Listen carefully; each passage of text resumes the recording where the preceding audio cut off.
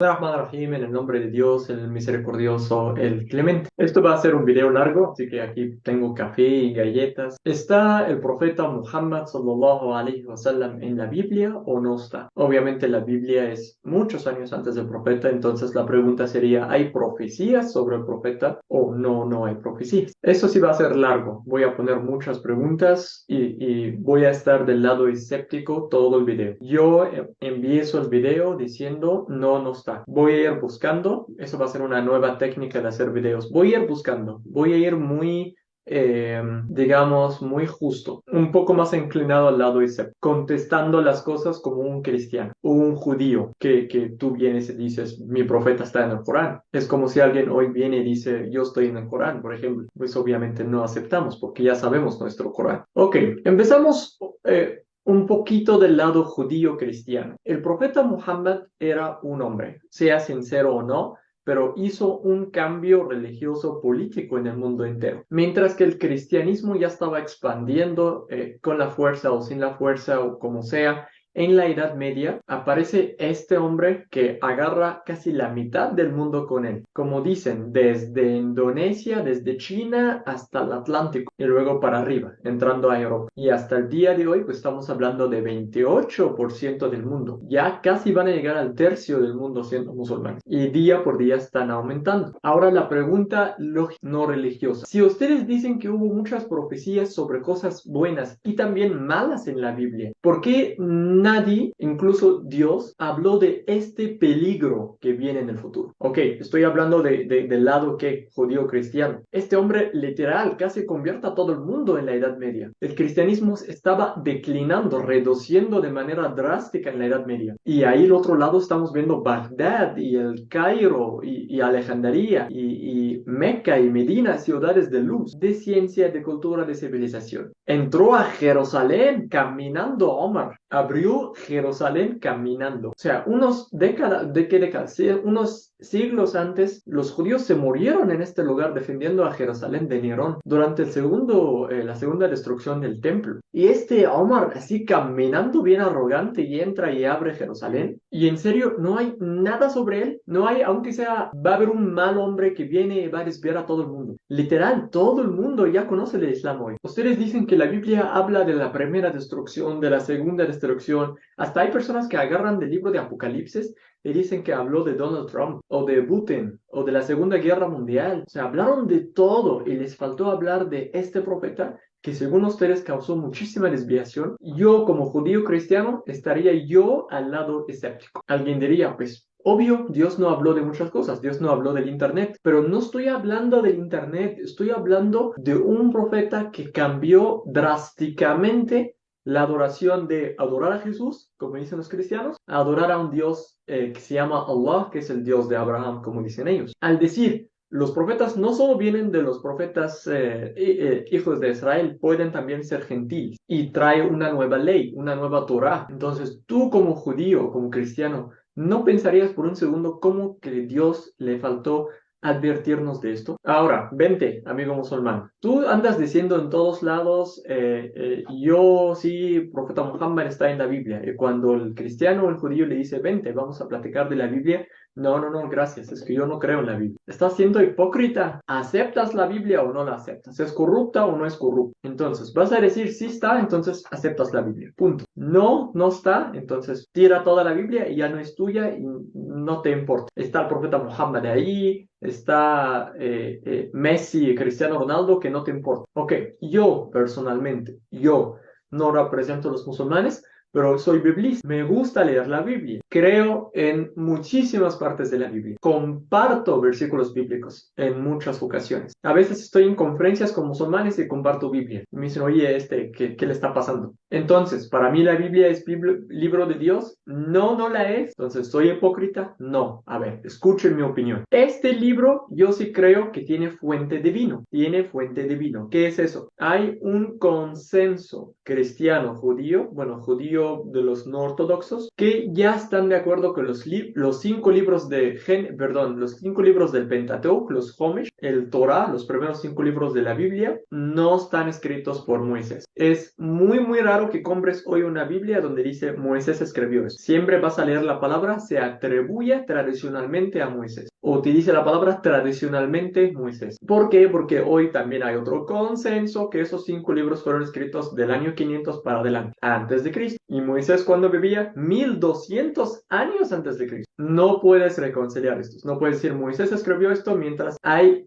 rasgos históricos en esos libros que regresan al año 500, 600 máximo. Ahora, ¿qué dicen los musulmanes? Creemos en un libro escrito por Moisés o revelado a Moisés. Entonces, ¿cómo puedo creer que eso es palabra de Dios y al mismo tiempo no es palabra de Dios? Entonces yo diría, sí es palabra de Dios, pero el libro no es libro de Dios. ¿Qué es eso, Mohammed? O sea, que alguien escuchó de alguien, escuchó de alguien, escuchó de alguien, escuchó de alguien, escuchó de Moisés. Que hubo una tradición oral del Torah que regresa a Moisés mismo, a las palabras de Moisés mismo. Básicamente, que aquí están las palabras de Moisés, que son consecutivamente palabras de Dios, pero este libro no fue el libro escrito por Moisés, está citado de otro, de otro, de otro, de otro, hasta llegando a Moisés mismo. Y en esos otros que están en el medio, sí, hubo muchas agregaciones, adiciones. Entonces, yo sí puedo leer y decir, sí, esto viene de Moisés, viene de Dios. ¿Cómo lo hago? ¿Eres genio, Mohammed? No, no soy genio. Son cosas que van igual con la palabra de Dios divina que está en todos sus libros. Entonces,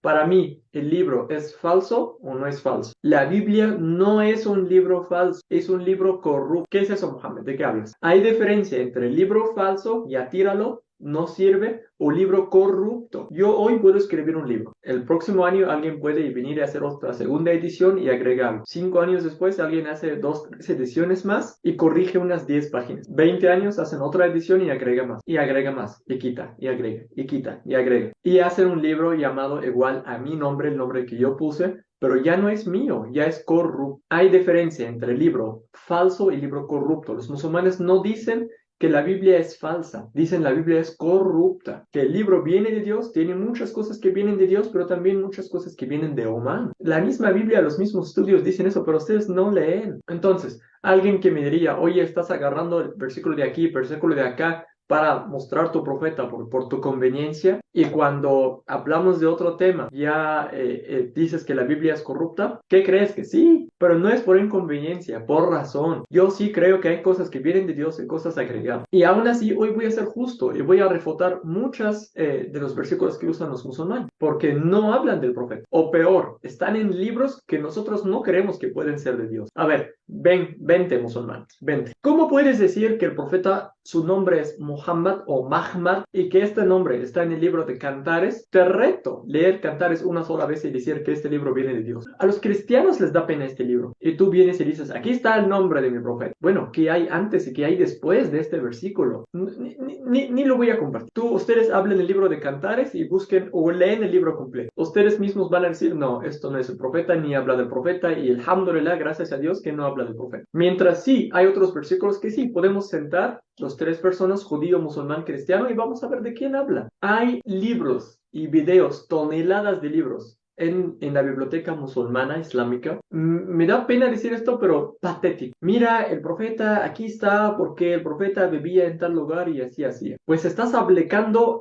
algo de anacronismo sobre la Biblia. O sea, el versículo tal vez ni siquiera dice que esas cosas va a pasar. A lo mejor está hablando ya sé que hay pasado que se llama pasado narración o pasado profético, pero a veces tampoco. Y tampoco ustedes cristianos que agarran un versículo, por ejemplo, de una guerra entre 2 personas y dicen, ahí está Jesús. El versículo habla de que hay guerra entre 2 ejércitos y que Dios está arreglando las cosas con sus líderes y con su ejército, y luego viene el cristiano y dicen, ahí el texto más claro sobre Jesús. O cuando van a Génesis 3 y dicen, porque la mujer va a aplastar la serpienta. Ahí está Jesús, súper claro. Estás ciego, musulmán, ¿cómo que no lo ves? La mujer va a aplastar a una serpiente. ¿Qué tiene que ver Jesús ahí? O peor, que dicen, hay algo que se llama ¿cómo lo llaman esto?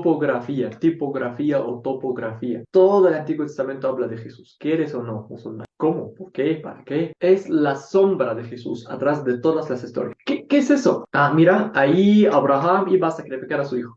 es Jesús, ¿cómo que no lo ves? Oye, pero es Abraham y Isaac y va a matarlo y Dios le da cordero. ¿Cordero? ¿Dijiste cordero? Jesús, punto. Esto es lo que yo llamo desesperación. Y si los musulmanes lo hacen, están desesperados. Esto nos va a llevar a la segunda pregunta. ¿Debe estar Jesús o el profeta Muhammad en la Biblia? Bueno, en el caso de Jesús, pues está en el Nuevo Testamento, que ustedes lo agregaron a la Biblia, como sea, pero me refiero a la Biblia hebrea, lo que llaman ustedes el Antiguo Testamento. Está, bueno, digamos que tenemos, a ver, lo vamos a llamar así solamente en este video. Tenemos el Antiguo Testamento, la Biblia hebrea, el Nuevo Testamento, la Biblia cristiana, y el Corán, el Último Testamento. Así lo vamos a llamar solamente en este video. Los musulmanes dicen, mi profeta está en la Biblia hebrea. Y los cristianos dicen, mi profeta o mi Dios, en su caso, dicen, mi Dios o mi profeta está en la Biblia hebrea. Fantástico. Ahora, yo como judío, bueno, yo me voy a poner yo al lado judío ahora. ¿Quién te dijo que debe haber? ¿Quién hizo profecía de la llegada del profeta Jacob? ¿Quién hizo profecía de la llegada del profeta Abraham? ¿Quién hizo profecía de la llegada de Isaías? Daniel. Sí, hubo muchas profecías de la llegada de alguien, como el rey Ezequías, pero hubo muchísimos profetas en el Antiguo Testamento que vienen y nadie hace profecías sobre que ellos van a venir. Ahí venderían los cristianos o los musulmanes. El cristiano diría, es que Jesús no es cualquier profeta, es Dios encarnado. Obvio que toda la Biblia habla de él. Anacronismo, porque en toda la Biblia hebrea no hay nada, absolutamente nada sobre un Dios que se encarna. Fue una decisión de la iglesia en el año 300 o 200, o como quieran, pero sería muy anacrónico que tú agarras algo que pasó en el tercer siglo entre los griegos y lo agregas al profeta Isaías, por ejemplo. Y viene el musulmán y dice, es que el profeta Muhammad no es cualquier profeta, es el sello de los profetas y sí debe estar. Sí, pero ellos ya todavía seguían siendo el pueblo bendito de Dios. Como dice el Corán, "Waskuru ni'mati", acuérdense, hijos de Israel, de toda la bendición que te he dado. Así que no puedes decirle a Isaías, ahí está mi profeta, mientras todavía siguen siendo benditos. Porque según la fe islámica es cuando ya empezaron a ser los que Dios contra ellos o está castigando, Dios manda a un profeta entre los gentiles. Entonces, ¿qué quiere decir? Aunque no hay profecías sobre Jesús o sobre el profeta Muhammad, no importa. Tú analiza el profeta, su vida, su mensaje, si quieres sus milagros y decide si es profeta o no. ¿Por qué este fanatismo por el tema de profecías? Los cristianos hasta llegaron al extremo en decir, tenemos 313 profecías en el Antiguo Testamento. Y el judío se ríe de esto de manera, o sea, no se imagina. Porque la mujer va a pisar una serpiente. Cristo. Imaginen qué diría el judío. De Egipto he llamado a mi Jesús, ahí está Jesús. Y el versículo que dice, y te he castigado y te he maldito. No debe funcionar así. Entonces, amigo musulmán, tú tranquilo, aunque no esté, no pasa nada. ¿Cómo que no pasa nada, Mohammed? El Corán dice, y encuentran el profeta escrito en sus libros. Sí, amigo musulmán, pero tú dices que sus libros ya desaparecieron. Bueno, no desaparecieron, fueron corrompidos. Ah, pero es que dice wa'indahum, o sea, el libro que tienen en la mano. Bueno, puede significar miles de cosas. Puede significar que tienen otros Biblias, libros que los rabinos guardan y no la ponen al público. Amigos, la Biblia empezó a ser pública por primera vez en el siglo XVI, la época de la iluminación, la luz. La Biblia no era un libro para todo el mundo, entonces es muy probable que hubo otros libros que nunca salieron a la luz. Y así que Dios en el Corán cuando dice, y lo encuentran escrito en sus libros, a lo mejor sus libros que estaban ahí en este momento y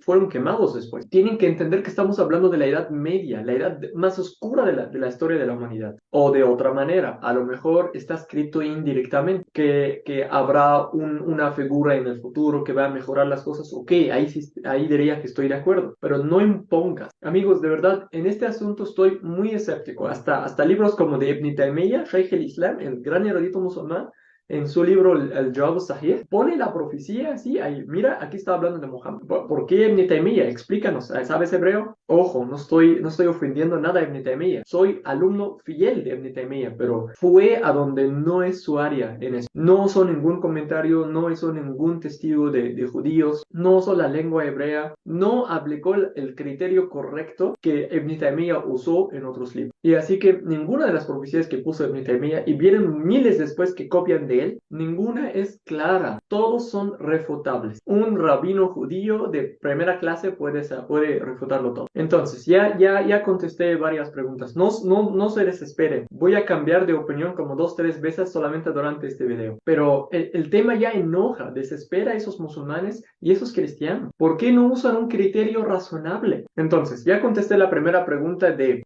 ¿aceptamos la Biblia o no? Sí y no. Aceptamos que sí, tiene rasgos, tiene poco, tiene tradición divina, pero el libro es libro de Dios, no es. ¿Tiene palabra de Dios? Sí tiene palabra de Dios. ¿Agregaron cosas humanas? Sí agregaron cosas humanas, pero yo soy de los que leen mucho la Biblia y buscan la verdad como ustedes. La segunda pregunta, ¿debe haber profecías de Jesús o de Muhammad en la Biblia antigua? No debe haber. La tercera pregunta, ¿dijo el profeta algo en el Sunnah, en los dichos, que él está escrito en algún lado de la Biblia? No lo dijo. Sí, sé que hay dos narraciones, pero no era el profeta quien dice eso. Una que sí, le preguntaron a alguien y dijo que está escrito, que no grita y no sé qué en los mercados. Pero dijo el profeta, yo estoy mencionado en el libro tal, no lo dijo. Y el profeta ni siquiera sabía la Biblia y ni qué hay en la Biblia. Nunca, por ejemplo, el profeta dijo Pablo dice o Gálatas o Isaías. Isaías ni siquiera está mencionado en toda la tradición profética. Ok,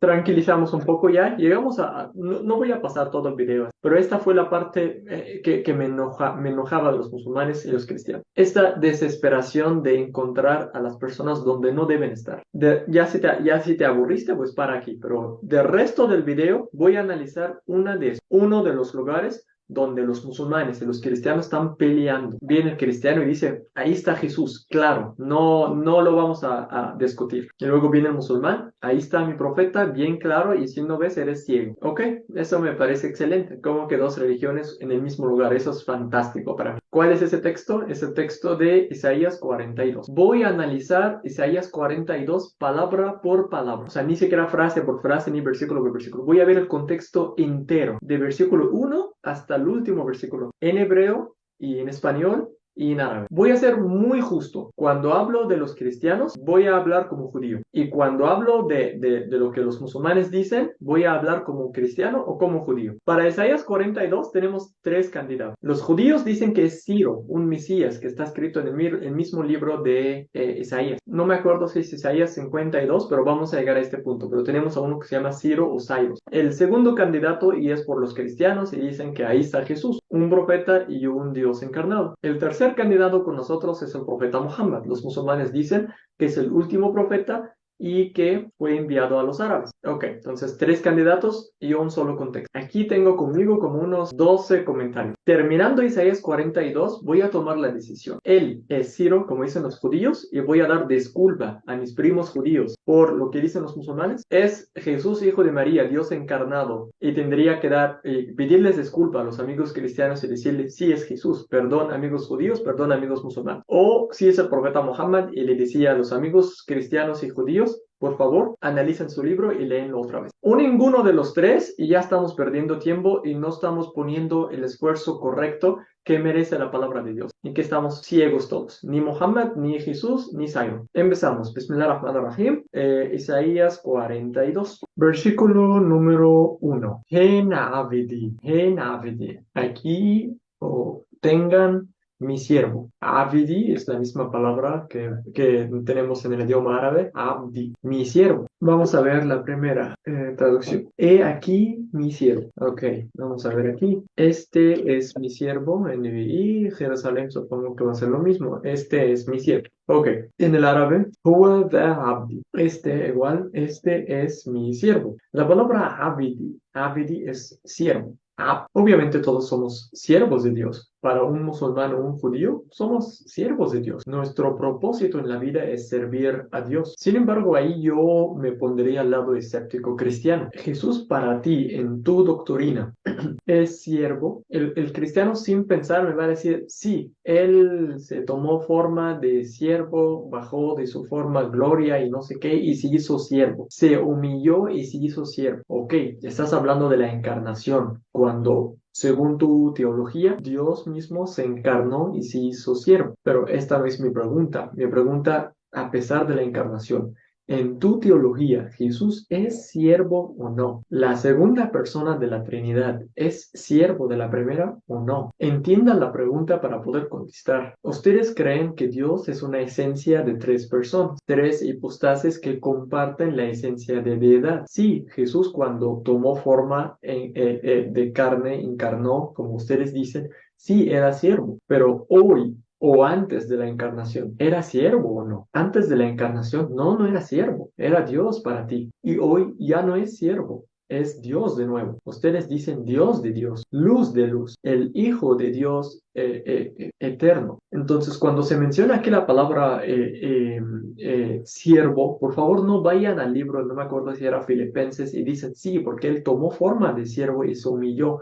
La pregunta ¿es Jesús un siervo o es coegual al Padre? Y si dices, si se refiere solamente a la parte humana, pero no a la parte divina, esto se llama anacronismo. Estás hablando de algo que empezaron a partir del segundo o el tercer siglo y quieres aplicar esto a un libro escrito 600 años antes de Cristo. A esos judíos que leían este libro diario no sabían que es parte humana y parte divina. Para ellos, si dices humano, entonces ya no es Dios. Y obviamente no imaginarían nunca algo como un ser encarnado. Entonces la pregunta no es en el estado temporal de ser un Dios encarnado, ¿era siervo o no? La pregunta es, para ti, ¿él es siervo o no? Por favor, no cambien sus doctrinas para tratar de agarrar un versículo. Hubiera sido mejor dejar todo Isaías 42 para no afectar su doctrina. Así que hubiera sido mejor decir, no hay profecías a que cambien la doctrina para que sea compatible con una profecía. Para ti, Jesús es Dios de Dios, Señor de señores, no es siervo. Y si era siervo por un tiempo, 33 años, de estado temporal encarnado, para ti hoy o antes en el tiempo de Isaías no era siervo, a menos que ya lo quieras hacer siervo y ahí habrá una jerarquía, habrá lo que dijo Arius, que él es sometido al Padre. Así que hay un Dios alto y un Dios secundario. Entonces, si vamos a hacerlo como una competencia entre tres candidatos, tenemos a Ciro, un rey de Persia, y tenemos a Jesús y tenemos a Mohammed. Ok, entonces en esta primera batalla yo doy un punto para Ciro y un punto para Mohammed y cero para Jesús solamente en eso. Porque Ciro para los judíos, pues sí, era alguien encargado de Dios, ayudó a los judíos durante su exilio. No hay problema en considerarlo un siervo. El libro de Isaías está lleno de siervos. El profeta Jacob, Israel mismo, fue llamado siervo. Y el profeta Muhammad, los musulmanes defenderían, pues es el más mencionado en todo el Corán como siervo, el que ascendió a su siervo al cielo, el que ha enviado la revelación a su siervo, el que guía a su siervo. La palabra siervo está repetida de manera explícita en el Corán, mientras Jesús para sus seguidores no era siervo, es Señor de los señores que está en el trono a la diestra del Padre. No puedo yo defender a la doctrina de los cristianos más que los cristianos mismos, pero razonen sus palabras para no meterse en otro problema solamente para tratar de ser compatible con Isaías. Entonces, Hena Abedi, aquí está mi siervo. Et Mahbu, ¿cómo traducen esta palabra? A quien yo sostengo, yo le sostendré. Le echaron en el futuro. A quien yo sostengo. Ok, et mahbu, yo la traduciría como un tipo de exaltación. Yo lo exalto, yo le doy fuerza, yo le doy poder. Ahí, pues Ciro era un rey, Dios le dio el poder sobre la tierra, le daría un punto. Jesús tuvo muchos milagros, de hecho, en muchos lugares, por ejemplo, en el libro de Juan, donde dice, gracias por haberme escuchado y tú siempre me escuchas. Entonces sí, tuvo un sustento del Padre. Aunque igual estamos hablando de Jesús en su forma humana durante los 33 años. Si yo pregunto hoy a un cristiano, Jesús hoy en día recibe sustento del Padre, así que el Padre sostiene a Jesús, debes decir no, porque los dos son coiguales. Pero sí, durante su vida humana en los 33 años, sí recibió esto. La verdad no sé si pongo el punto o no, porque me quedé pensando, hoy no es sostenido por el Padre, porque ya está en su estado divino. Y aquí el versículo dice, lo sostendré, et mahbu, lo exaltaré, o sea, le voy a dar exaltación. Pero según ellos es Dios mismo, o sea, ya está exaltado. No sé si doy el punto o no. Bueno, voy a dar el punto, porque durante su vida sí recibió mucho poder de Dios, ayuda de Dios y muchas cosas. El profeta Mohammed, pues los musulmanes obviamente dirían en las guerras Dios mandó los ángeles con él, en la historia de la caverna donde se escondió y hubo unos 2, 3 milagros para que Dios le dé ayuda. En muchos lugares han intentado matarlo y no lograron. Entonces sí, recibió este sustento de Dios y también recibió exaltación, porque dice el Corán,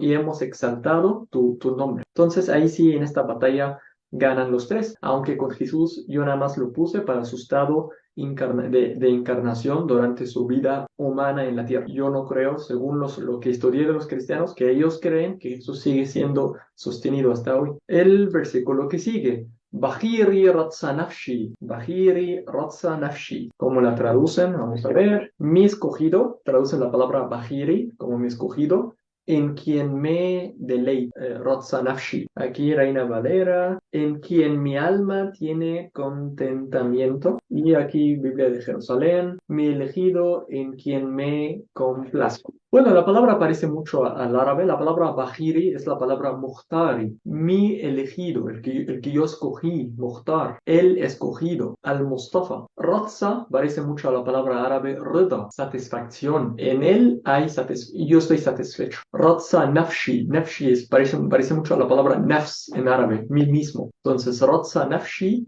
la satisfacción de mi alma o la satisfacción de mí mismo. Así que yo soy complacido con él. Ciro, pues sí, Dios ha sido complacido con él y le ha dado mucha victoria sobre sus enemigos. Jesús también, obviamente, para mí como musulmán y para igual el cristiano, obviamente sí recibió este amor de Dios, pero ahí sí pensaría yo 2 veces con la palabra mi elegido, Bahiri. A ver, amigo cristiano, ¿cómo puede ser el elegido? El ser elegido, entonces hubo opciones, hubo elección y Dios eligió a uno. Dios escogió a uno entre varias opciones. Pero si ustedes dicen que Él mismo es Dios de una persona, una hipostasis de 3 personas eternas, ¿cómo puede ser elegido? He leído muchísimas salidas, pero ninguna convence. Amigos cristianos, no cambien su fe solamente para encontrar una sola profecía. Jesús, si ustedes dicen que es Dios, Él el que tiene que escoger los profetas, no puede ser el elegido. Ya sé que el mismo versículo fue usado por Mateo, creo que Mateo 3, donde Dios dice, Él es mi hijo, hoy lo he elegido. Pero esto es contra la fe de ustedes. Eso se llama una herejía famosa que se llama adopcionismo, que Dios adoptó a Cristo solamente en este momento del bautizo, pero antes no era su hijo. Y otros dicen que Dios lo exaltó cuando fue crucificado y resucitado de la muerte, pero estamos hablando del mismo círculo,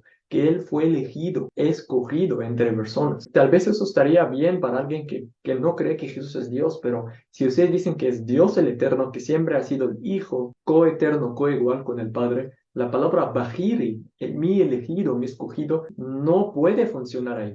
Aunque no estén de acuerdo, pero sería hipocresía que no estén de acuerdo. No pueden decir es el Dios y el elegido de Dios. Yo daría 0 aquí a Jesús, aunque para mí Jesús es un profeta elegido, pero hoy estoy hablando de cada uno según la fe de ellos. El profeta Muhammad pues está en muchos libros según los musulmanes que tiene 2 nombres, Al-Mukhtar, el elegido, y Al-Mustafa, el escogido. Entonces, según la fe de los musulmanes, sí, él fue escogido entre millones y millones de personas y Dios lo eligió como profeta. Entonces, Ciro 1, Jesús 0 en esta ronda y Muhammad 1. De hecho, también la palabra Ratsanafshi,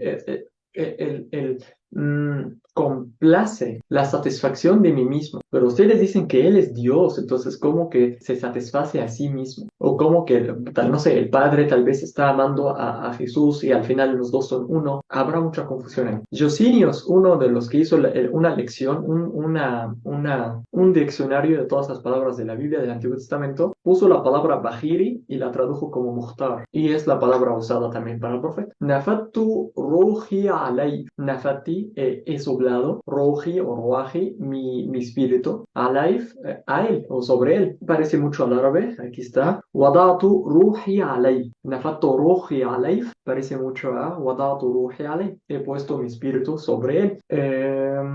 Sobre él he puesto mi espíritu. Ibn Ezra, uno de los rabinos judíos más famosos de la historia, sus palabras hasta la exaltan mucho. Dice que ahí la palabra ruhi es ruhan nubuwa, ruach naviim, un espíritu de profecía. Así que Dios puso sobre él un espíritu de ser profeta, el espíritu de profecías. Ahora empezamos la competencia entre los tres. Ciro no era profeta. Sí, pudo haber tenido el Espíritu de Dios sobre él, pero esto no significa que era infalible, por ejemplo. Entonces, a Ciro le voy a poner 0 en esta batalla. Jesús, vendrían los cristianos y dicen, ahí mira, ahí está la primera evidencia. Estamos hablando de Jesús porque el Espíritu Santo estaba sobre él. Ahí sí tendría que pensarlo yo 2, 3 veces como cristiano. El Espíritu Santo para ustedes es otro hipostasis. Ojo, no estoy diciendo otro Dios, pero otra persona de la Trinidad divina. Entonces, que hay uno sobre el otro, esto quita de él su parte, su autoridad, su personalidad. No entiendo por qué el Padre estaría sobre el Hijo, o el Hijo estaría sobre el Espíritu, o el Espíritu estaría sobre algo. De hecho, esto, estamos hablando de un profeta. Va, ya, se acabó. ¿Por qué? Porque en todo el Antiguo Testamento, cada vez que Dios dice, he puesto mi espíritu sobre él, es decir, le he hecho infalible, le he dado sabiduría, le he dado poder, le he dado fuerza. Segunda de Crónicas 15:1, vino el Espíritu de Dios sobre Azarías, el hijo de Obed. El libro de Números 11:29, y Moisés le respondió, ¿tienes tú celos por mí?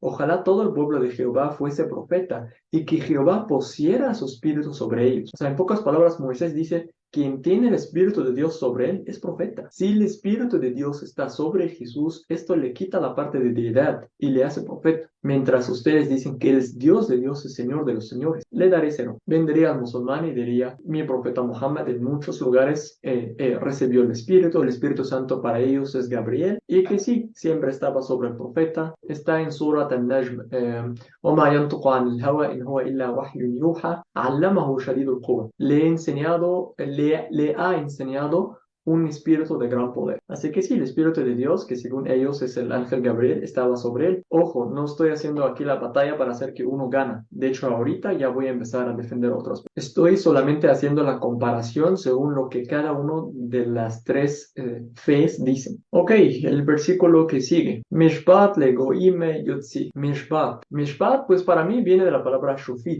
La palabra shufit es juez. De hecho, el libro de los jueces se llama Shuftim, el libro de los jueces. Y de ahí viene la palabra meshba. Entonces, ¿sí se traduciría como justicia? Sí, puede ser. Llevará justicia. Bueno, meshbat legoim yotzi.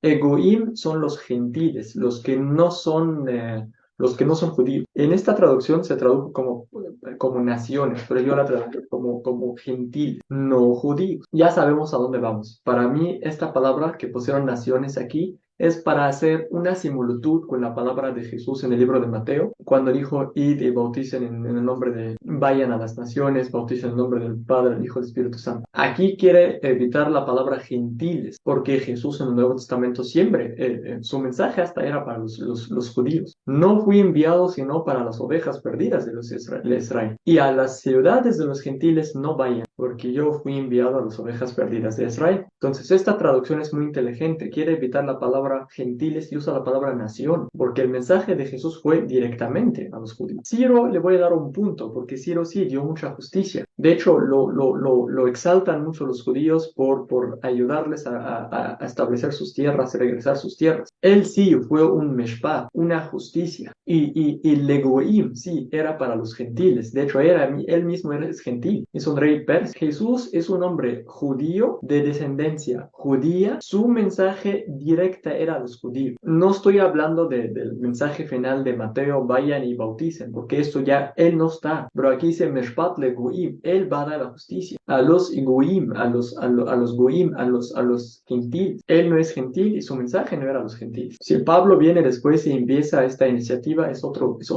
tema. Jesús, 0. El profeta Muhammad era gentil y era mandado a los árabes. Y el Corán mismo dice,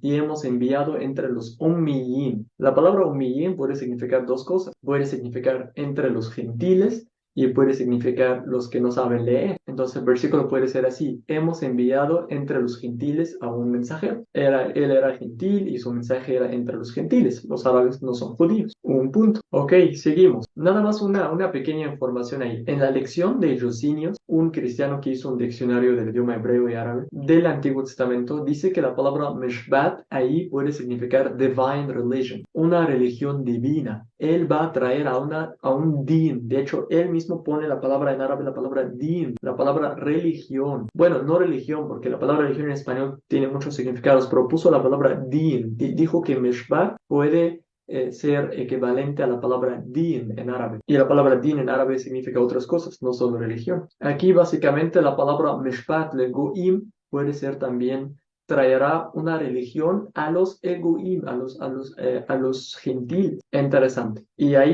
ojo, ahí no aplicaría a Ciro. Ciro ahí le daríamos un cero porque Ciro no trajo ninguna religión, ningún mishpat, ninguna ley. Pero ya le di punto, no la quiero quitar. Bueno, si voy siguiendo de esta manera, el video se va a acabar en 3-4 horas. Así que voy a empezar a leer solamente en español. A menos si hay algunas palabras en hebreo que son muy importantes. Palabras claves al contexto. No calmará, ni gritará, ni alzará la voz por las calles. Ok, hay musulmanes ahí que sacan el hadiz de Shama'il al-Muhammadiyya y dicen el profeta nunca gritaba en la calle, nunca, nunca alzaba la voz. Ok, les hago caso. Un punto. Y luego los musulmanes dicen que no, es que Jesús también gritaba cuando entraba al templo y pegó a todos los que están ahí y dijo, esta es la casa de mi padre, ¿cómo hacen esto en la casa de mi padre? Alzó la voz y hasta los pegó. No, yo no creo. Yo creo que Jesús era tranquilo, ya aunque también alzaba las voces a veces con los judíos diciendo, ay de ustedes, hijos de víboras y así, pero voy a dar un punto aquí a Jesús porque Jesús era un hombre muy sabio, era un rabino que daba clases, según por ejemplo el libro de Lucas, que estaba en el templo de edad muy pequeña y venían a escucharlo, y daba parábolas muy bonitas, así que le daré un punto aquí. No creo que nada, bueno, aquí nada que ver con Ciro, alzará la voz ni gritará, no sabemos qué hacía Ciro en las calles. Y cuando viene el contexto de Ciro en Isaías 44, la verdad no habla de nada sobre él en las calles, que alzará o no alzará la voz y así. No tenemos ninguna referencia directa a qué hacía. Le voy a dar cero. Era un gran rey, hasta ni creo que pasaba en la calle. No acabará de romper la caña quebrada, ni apagará la mecha o el pápilo que humillará. Están bien fuertes esas palabras. Vamos a ver. Qasabatun mardudatun la yaqsaf wa fatilatun khamidatun la yatfa ila al-aman yukhrijul haq. Y sigue el contexto, con fidelidad haría o hará justicia hasta que establezca en la tierra justicia. Ok, muy bien. Entonces tenemos varias palabras claves. Me gusta esto de que no se quebrará, va a ser un hombre fuerte, que no lo pueden parar de hacer su trabajo. Ya saben a dónde voy. Voy a dar cero a Jesús. Jesús lo mataron los judíos y los romanos juntos. Hicieron un equipo contra él, lo torturaron, lo mataron. Dios mío, ¿por qué me has abandonado? Lo mataron en una cruz romana con la mano de los judíos. Lo quebraron. Es que eso resucitó, es que él se levantó el tercer día, es otro tema. Ellos se acabaron con su mensaje, romanos y judíos juntos, y no estableció justicia en la tierra. Él dijo, dale a César lo que es de César. Oye, maestro, ¿qué vamos a hacer de esto? Y él contesta, ¿qué me puso como juicio sobre ustedes? Él nunca se opuso al reino de los romanos. Él dijo, mi reino no es de este mundo. Ojo, no estoy hablando ni como musulmán ni como judío, pero realmente hablando de la historia, él no era una figura política contra los romanos. Él no tiene ninguna representación política contra los romanos. No estableció justicia en la tierra. Ciro, sí, estableció justicia en la tierra. También dio justicia a los judíos. Un punto. El profeta Muhammad, según los musulmanes, él empezó la ley, empezó el estado político desde Medina, estableció lo que son las leyes, el Sharia, ha cancelado muchas leyes de antes del Islam y aplicó la justicia entre los musulmanes, desde las palabras del Corán y el Sunna. Aplicó la justicia hasta los judíos, aunque de manera a veces severa. A los mismos musulmanes también aplicó a veces la justicia de manera severa. Su justicia ha llegado hasta el Atlántico, Marruecos actualmente. Entonces sí, estableció justicia en la tierra. ¿Estás de acuerdo que era justicia o no? Pero estoy hablando de la justicia del concepto de que hay leyes. Un punto para Muhammad. Hablando de leyes, el versículo no se acaba. El versículo que sigue dice, bueno, ese mismo versículo, y las costas esperarán su ley. La palabra costas ahí puede significar también isla, así como ciudades sobre el mar. Ok, ellos ¿qué van a esperar? Van a esperar su ley. Ciro, le voy a dar un punto porque sí, Ciro sí estaba más o menos en lo que es actualmente Turquía y sí hay costas ahí. Y sí, ahí estableció también sus leyes, más o menos 500 años antes de Cristo. Un punto. Jesús, amigos cristianos, Jesús es el opuesto de la ley. No puede ser cristiano y al mismo tiempo decir Jesús estableció la ley. Dice Pablo en muchos lugares del Nuevo Testamento, Él nos ha liberado de la maldición de la ley. Dice Pablo en el libro de Gálatas 2, sabiendo que el hombre no es justificado por las obras de la ley, sino por la fe en Jesucristo. Y más adelante dice, por la fe en Cristo y no por las obras de la ley. No hay leyes. Jesús no ha dejado leyes. Jesús, bueno, según Pablo, ha acabado con las leyes. No hay islas ni costas que esperaban su ley, porque no había. Para Jesús le daría cero. Y esto también está conectado con el punto de Mohammed anterior.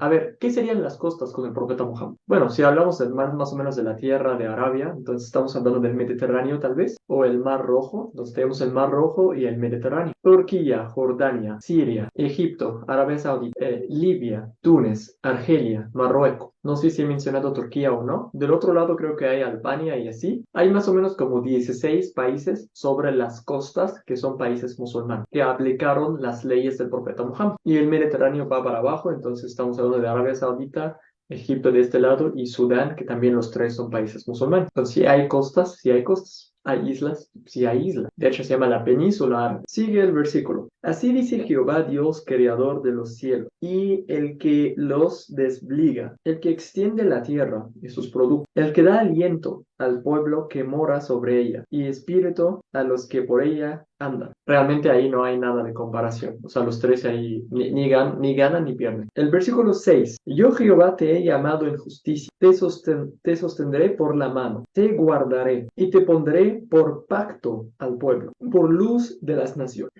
Este es uno de los versículos favoritos para los cristianos porque dice, mira, te he puesto a ti como pacto para ellos. Entonces, él mismo hizo un pacto. Vamos a verlo palabra por palabra para entender más. Yo, Jehová, te he llamado en justicia. Ok, los tres aplican ahí. Te sostendré por la mano. La palabra te sostendré por la mano ahí, como la palabra que sigue, te voy a proteger, te voy a guardar. Puedo repetir el mismo punto que Jesús realmente no fue protegido y en muchos lugares quisieron matarlo hasta que al final sí lograron matarlo, pero no quiero ser repetido. Vamos a ver esta palabra de te pondré por pacto al pueblo. Ok, vamos a ver este versículo, creo, en esta parte en hebreo. Entonces, yo Jehová te he llamado en justicia, no hay problema. Yo te sostendré por la mano, no hay problema. Te guardaré, no hay problema. Ahí los tres candidatos van igual. Ahora la palabra que quiero ver en hebreo es la palabra te pondré por pacto al pueblo. Vamos a ver si la palabra es el pueblo o no y te pongo por pacto. Yo sé que para los cristianos Jesús es el nuevo pacto, por eso se llama el Nuevo Testamento, porque Jesús ya siendo crucificado se acaba con todo el Antiguo Testamento y Él es el nuevo pacto. Así que antes de analizar el texto en hebreo, voy a poner el punto para Jesús, porque esto es lo que ellos dicen, es lo que ellos creen, pero vamos a ver la historia y el contexto. Fa'atanka de Brida'am, la'or goyim o goyim. Fa'atanka de Brida'am la'or goyim. La palabra, bueno, el artículo la es lamed, es como el artículo lam en árabe. Es como hago esto para a ellos, la orgoyim, orgoyim, luz de los gentiles. Para mí, lingüísticamente, hago para la gente un pacto que tú vas a establecer. Te pondré para que establezcas eso, no que tú eres el pacto, porque está el artículo indirecto, orgoyim, para la luz. Ahora, un poco de historia. Si estamos considerando la teoría famosa que Isaías es dos partes, parte escrita por Isaías y parte escrita por Deuto Isaías. Entonces estamos hablando más o menos de la época de la Nueva Babilonia, donde casi todo el mundo habla de que los dioses sacrifican a humanos para hacer nuevo pacto con Dios. Y el hombre que escribe esta parte de Isaías está escrito y todo el mundo escribe libros y mitos sobre gente que se sacrifica por los dioses o hijos de dioses muertos para los pactos con Dios. Para mí ya, ahora sí como parte de historia, para mí es raro pensando que Isaías, o el que escribió esta parte, pensaría en seguir lo que dicen ahí en Babilonia. El Rabbi Rashi dice que esta persona, bueno, dando el comentario a este versículo, Rashi dice que él fue enviado para establecer el pacto. Yo sin pensarlo, pondría uno para Ciro. ¿Por qué? Porque más adelante en el libro, yo creo que más o menos en el 44, dice que Ciro fue luz para las naciones. O sea, la referencia más directa, 2 páginas después, habla de Ciro. Ahí con todo respeto, ahí sí perdería Jesús y perdería Muhammad. Más o menos, no funciona así, pero ya le di el punto. La palabra Laor Goyim, luz para las naciones, no es necesario o sí es necesario que este señor o que esta persona sea uno de los Goyim, de los gentiles. Ya sé que la palabra Am ahí significa gente, el pueblo de Israel. Fa'atinka de Bril Am Laor Goyim, luz para ellos, pero él va a ser gentil. Ahí en Jesús no aplica porque Jesús no es gentil, es judío. Y aún así, ya le di el punto porque sí. Entiendo lo que dicen los cristianos, que Él es el pacto, aunque es un poco difícil pensar que Isaías en el tiempo de Babilonia pensaba en que Dios va a sacrificar a un hijo como un nuevo pacto. ¿Qué hay de Muhammad? Sí, hay versículos en el Corán donde Dios dice, por ejemplo, "Awfu bi'ahdi, ufi ba'du", cumplen mi pacto y yo cumplo el suyo. Así que, hijos, de hecho, este versículo fue para los hijos de Israel, así que, hijos de Israel, sigan mi pacto y yo sigo el pacto de ustedes. Y esto coincide un poco con Isaías 49, donde Dios dice que mi siervo va a regresar a Israel, a Dios, con sus palabras. Oye, entonces el siervo no es Israel. El siervo va a ser a un goyim, a un gentil, que va a hacer que Israel, el siervo de Dios, regrese a Dios con sus palabras. El profeta Muhammad dice esto, obvio. Hay libros enteros en el Corán que son dirigidos para los hijos de Israel. Ahora, la palabra orgoyim, luz para las naciones o luz para los gentiles. Hay muchos versículos en el Corán. قَدْ جَاءَكُم مِّنَ اللَّهِ نُورٌ وَكِتَابٌ مُبِينٌ. Les ha llegado de Dios una luz y un libro claro. ¿Cuál es la luz? Pues el profeta. ¿Y cuál es el libro? El Corán. El profeta es goyim, es un gentil, sí es un gentil. Hizo pacto, sí hizo pacto. Hasta con los hijos de Israel también hizo pacto. No estoy hablando de pacto de paz o pacto de guerra, estoy hablando de pacto de que pueden regresar otra vez a adorar a Dios. Después de años de expiación, después de la destrucción del templo y todo eso. Un punto para el profeta Muhammad. Aunque Ibn Ezra, como yo lo he citado en los primeros versículos, dicen que es Ciro, solamente usando la palabra orgoyim, luz para las naciones. Y yo también, puede ser, por eso puse el punto. Versículo 7. Para que abras los ojos de los ciegos, para que saques de la cárcel a los presos y de casas de prisión a los que moran en tinieblas. Ahí los cristianos, ya, una fiesta. ¿Quién es el único hombre que abrió los ojos de los ciegos? Físicamente. Ellos siempre toman todo de manera figurativa, pero cuando vienen aquí, no, es el único que abrió los ojos físicamente. Oye, pero él sacó a alguien de los cárceles. Ah, no, es metáfora. O sea, la mitad es sí de verdad física, pero la otra es metáfora. Como sea, un punto para Jesús. Aunque sí siguen el contexto un poco más abajo, el versículo 16, igual de Isaías 42, dice, y guiaré a los ciegos por camino que no sabían, les haré andar por sendas que no habían conocido. O sea que sí, aquí la palabra ciego es ciego de manera metafórica. La palabra ciego, según mi conocimiento del Antiguo Testamento, la palabra ciego siempre se hace referencia al ciego de corazón, alguien que no le ha llegado a la palabra de Dios, alguien que no conoce a Dios. Siempre el Antiguo Testamento lo llama ciego, al que no conoce a Dios. Y aún así, yo puse el punto para Jesús porque sí, él abrió físicamente los ojos de los ciegos. Ahí no funciona para Ciro. Ciro era un rey, un guerrero. Realmente su mensaje no era para que conozcan a Dios o la revelación. Le daré cero. El profeta Muhammad, pues sí, hay muchos versículos en el Corán, por ejemplo, donde habla de los incrédulos y lo llaman summun bukmun umyun fahum la yafqahun. Son como los mudos, los ciegos, los zurdos que no escuchan, no razonan. Pero si vamos a ya llevarlo a la metáfora, abrió el profeta Muhammad los ojos de los incrédulos que estaban ciegos porque no conocen a Dios. Bueno, si le di el punto metafóricamente, sí lo voy a dar. De hecho, en algunos, yo creo que está en Bukhari, que el profeta Muhammad también físicamente abrió los ojos de alguien. Varios, de hecho, nada más agarró a alguien, yo creo que era una guerra, no me acuerdo si era Ali o otra persona, y sí, le regresó su ojo y le abrió su vista otra vez. Creemos en esto o no, no nos importa. Pero yo, como vi el contexto, el versículo 16, que habla de los caminos de Dios, conocer a Dios, entonces estamos hablando metafóricamente. Él era profeta que sí, ayudaba a los ignorantes, a los ciegos de corazón a regresar a Dios. Un punto para el profeta. El versículo 8.